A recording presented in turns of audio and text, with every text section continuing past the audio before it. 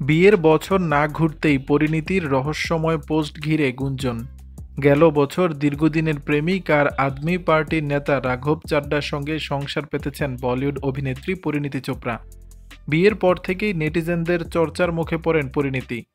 গুঞ্জন ওঠে মা হতে যাচ্ছেন তিনি, যদিও বিষয়টি সত্য নয় বলে জানান পরিণীতি। এবার বিয়ের বছর না ঘুরতেই অভিনেত্রীর রহস্যময় পোস্ট ঘিরে গুঞ্জন চলছে। বর্তমানে ভারতীয় বিনোদন জগতে বাজছে বিচ্ছেদের সুর। একদিকে হার্দিক পান্ডিয়া ও নাতাশার বিচ্ছেদে স্তব্ধ তাদের অনুরাগীরা, অন্যদিকে বলিউডের পাওয়ার কাপল মালাইকা অর্জুনও সম্পর্কে রীতি টেনেছেন। আবার ঐশ্বরিয়া অভিষেকের বিচ্ছেদের জল্পনাও চলছে সিনেমা পাড়ায়। এসবের মাঝে পরিণীতির এমন রহস্যময় পোস্ট খুব স্বাভাবিকভাবেই নানা প্রশ্নের জন্ম দিয়েছে তার ভক্তদের মনে।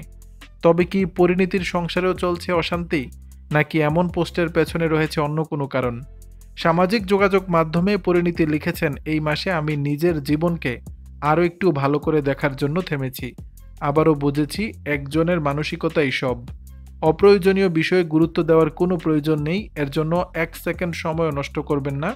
সময় কিন্তু বয়ে চলেছে। অন্য কারো জন্য বাঁচা বন্ধ করুন, নিজের মানসিকতার সঙ্গে মেলে এমন মানুষ খুঁজে নিন। বিষাক্ত মানুষদের জীবন থেকে ছেঁটে ফেলতে ভয় পাবেন না। অন্যরা কি ভাবছে তা নিয়ে ভাবা বন্ধ করুন। যে কোনো পরিস্থিতিতে আপনার প্রতিক্রিয়া বদলান। জীবনের সময় কিন্তু সীমিত, তাই নিজে যেমন চান তেমনভাবেই বাঁচুন।